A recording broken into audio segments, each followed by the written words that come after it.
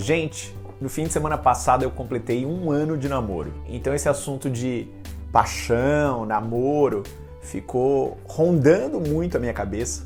Até porque eu fiquei muito tempo pensando o que eu ia dar de presente pro André. E apareceu uma música, que eu não lembro mais que música que era, mas que falava de se apaixonar e falava de ficar maluco, ficar empolgado, perder o chão, sentir os dias mais felizes. E aí eu comparei isso com a minha experiência com o André e me dei conta de um negócio. Se as pessoas estão acreditando nesse tipo de paixão e só nesse tipo de paixão, elas estão sendo enganadas.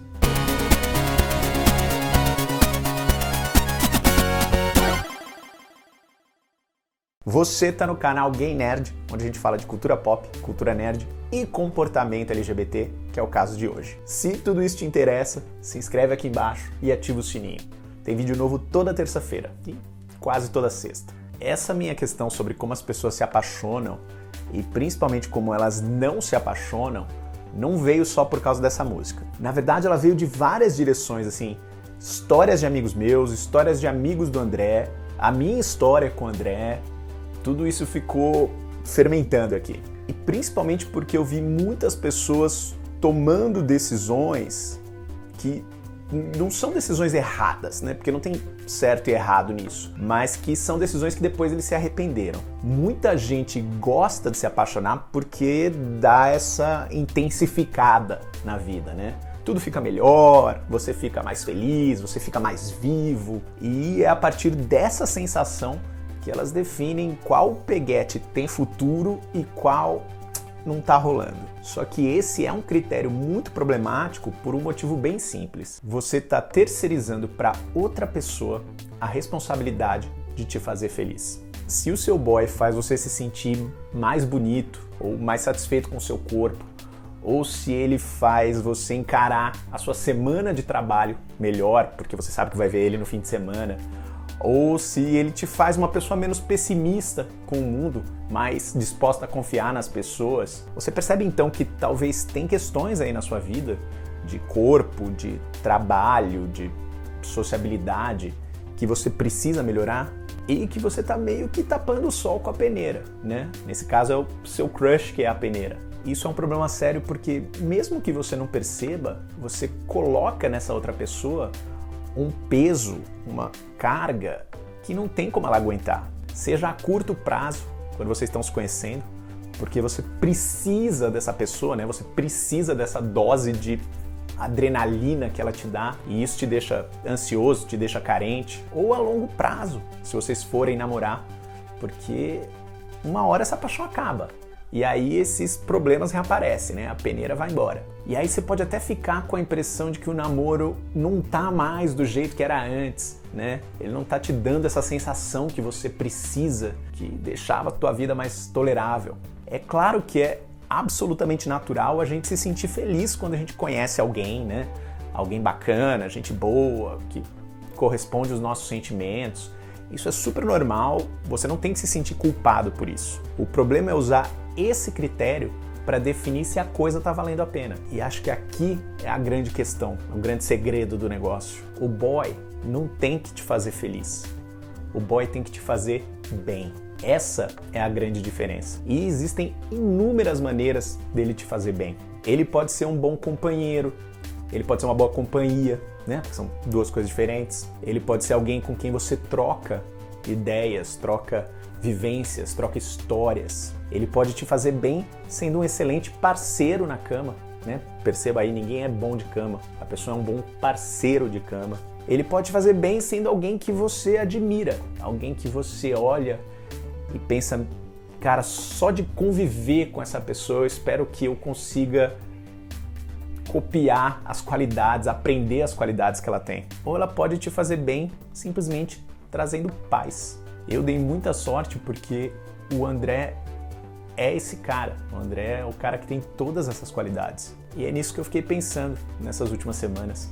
Eu fiquei relembrando esse ano que a gente passou junto. Foi um ano de muita paixão, assim, eu continuo apaixonado por ele.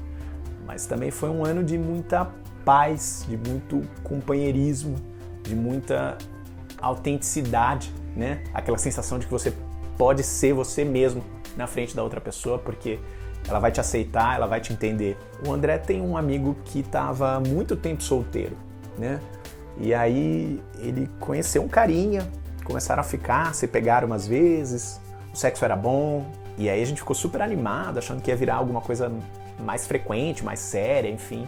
Só que ele falava que, não sei, não tenho certeza, eu não tô sentindo aquela coisa. Então é isso que eu fico pensando, assim, ele não tava dando uma chance pra esse cara, porque ele já tinha essa expectativa de que, assim, ele ia conhecer uma pessoa e na hora ele já ia saber que ia ser uma coisa maluca, ia deixar ele sem fôlego, já ia ser a pessoa certa pra ele já ia saber. E, gente, não é assim.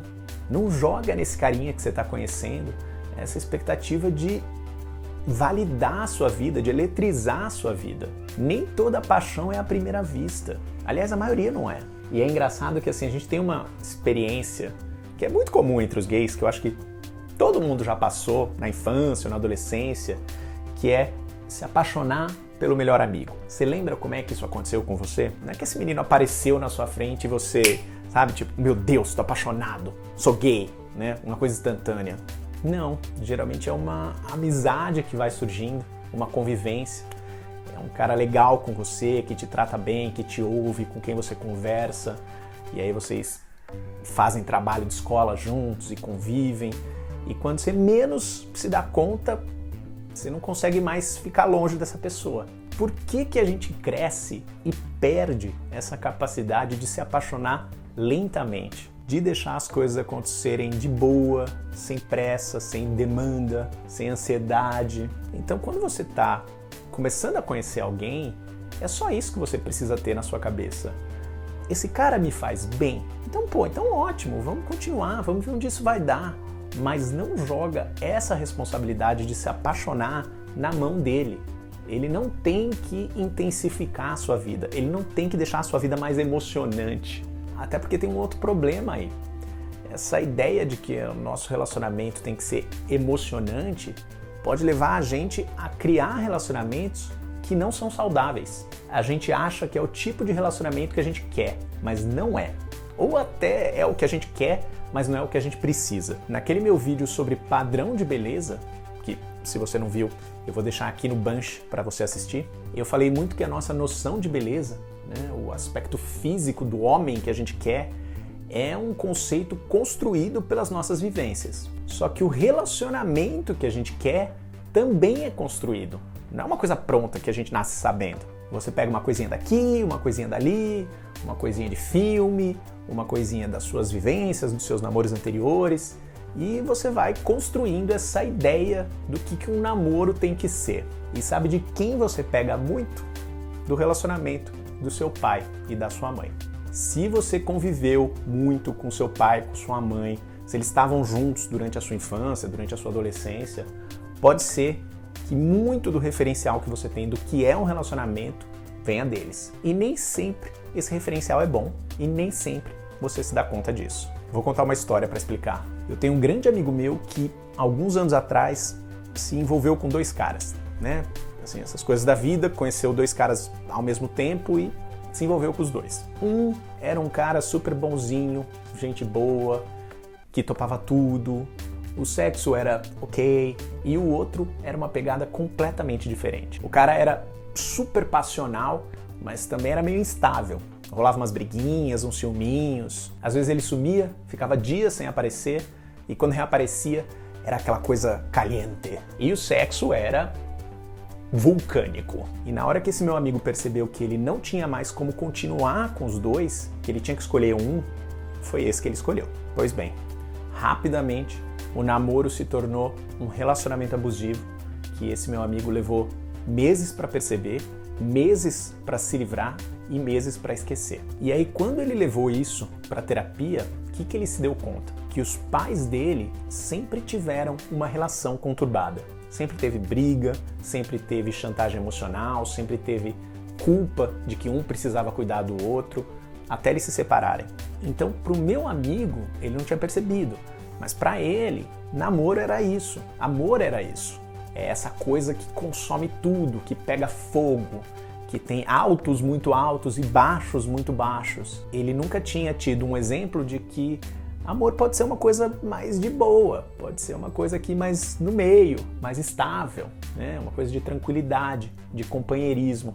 Então aqui que eu pergunto para você, de onde vem a sua noção de relacionamento? Será que é uma noção válida? Será que é uma noção que funciona para você? Será que te faz bem?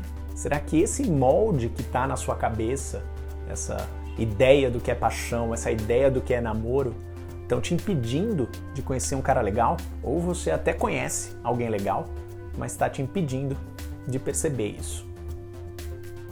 Esse é o meu vídeo de hoje. Eu já deixei um monte de ideia aí e agora é com você.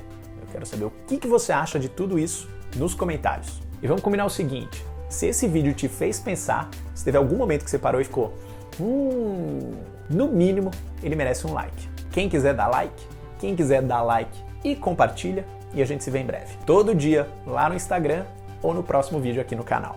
Cada vez mais gay, cada vez mais nerd.